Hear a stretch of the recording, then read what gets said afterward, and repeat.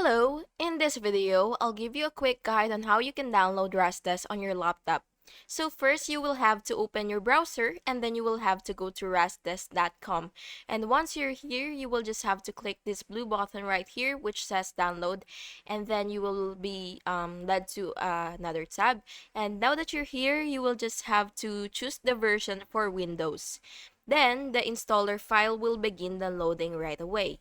And once it's finished, you will just have to open it and allow it to install. RustDesk will launch after the setup, and you will be greeted with your RustDesk ID and password. These credentials will allow you to connect to another device or let someone else access your laptop remotely.